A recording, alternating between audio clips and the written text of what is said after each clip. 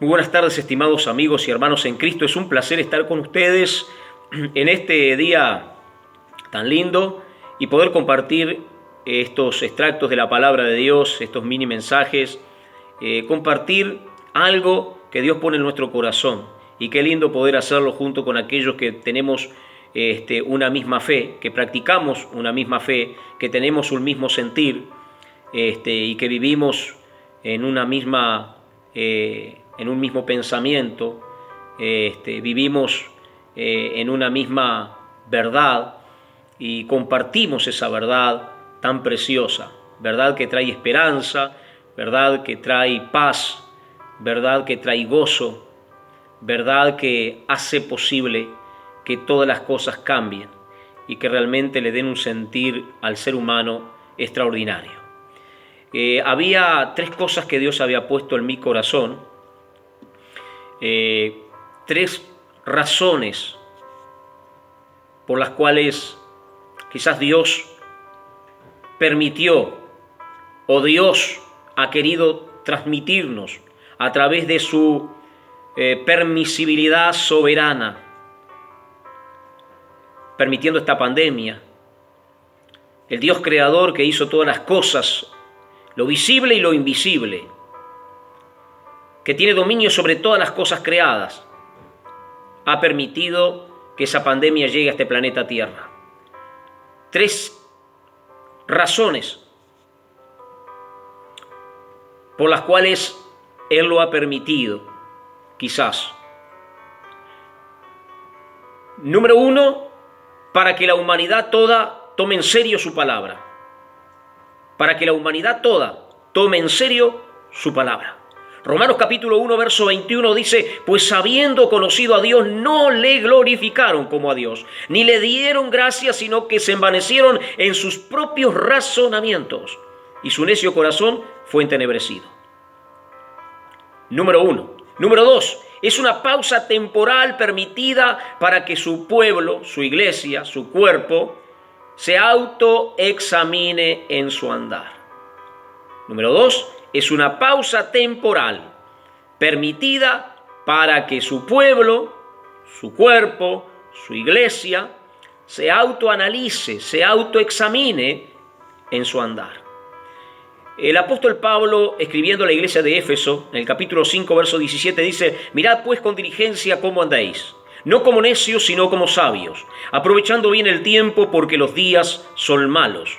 Por tanto, no seáis insensatos, sino entendidos de cuál sea la voluntad del Señor. Y el mismo apóstol Pablo, pero ahora escribiendo a la iglesia de Tesalónica, en su segunda carta, capítulo 3, verso 11, dice de la siguiente manera, pero os ordenamos, hermanos, en el nombre de nuestro Señor Jesucristo, que os apartéis de todo hermano que ande desordenadamente y no según las enseñanzas que recibisteis de nosotros.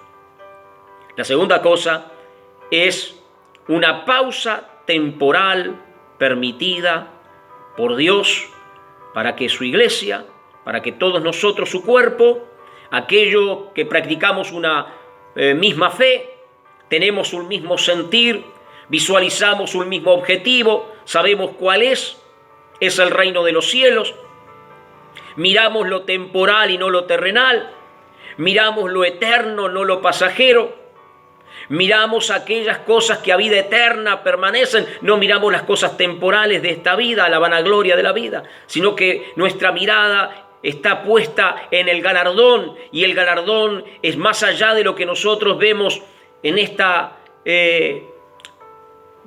podríamos decir, parte física humana, está más allá de lo material. Así que esa es la segunda cosa. Y lo tercero, es un acto de su misericordia, un llamado de atención. ¿A quién? A su novia.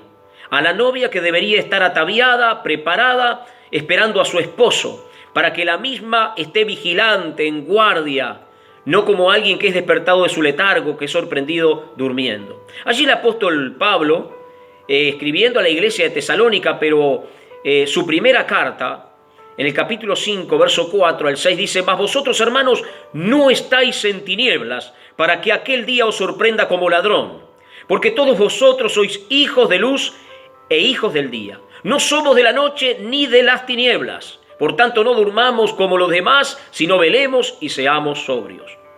Alguien me comentaba no hace mucho tiempo, estimado amigo, que en una empresa algunos trabajadores fueron sorprendidos durmiendo y ni siquiera fueron suspendidos, sino que fueron directamente despedidos. Ellos deberían haber estado trabajando, pero decidieron tomarse un cómodo descanso. La consecuencia de esto fue un costo alto, la pérdida del trabajo. Allí, en el Evangelio de Juan, el cuarto Evangelio, en el capítulo 9, verso 4, el Señor Jesucristo, rodeado de sus discípulos y de también algunas otras personas, hizo esta declaración: me es necesario hacer las obras del que me envió, entre tanto que el día dura. La noche viene cuando nadie puede trabajar. ¿A qué se estaba refiriendo el Señor? Estaba refiriéndose a su ministerio. Estaba refiriéndose a esos 3 años y medio tan breves, ese paréntesis ministerial de Jesús, en lo cual tenía que trabajar mucho, tendría que hacer mucho en poco tiempo.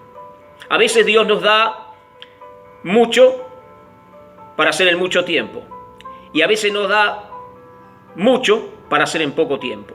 Y este fue el caso de Jesús, el Hijo de Dios, nuestro Señor y Salvador. Él tenía que hacer una obra, Él tenía que cumplir su propósito, Él tenía que aprovechar bien el tiempo, y Él dijo: tengo que trabajar mientras el día dure, tengo que trabajar mientras el Padre me lo permita, porque la noche viene cuando no podemos o no podré trabajar.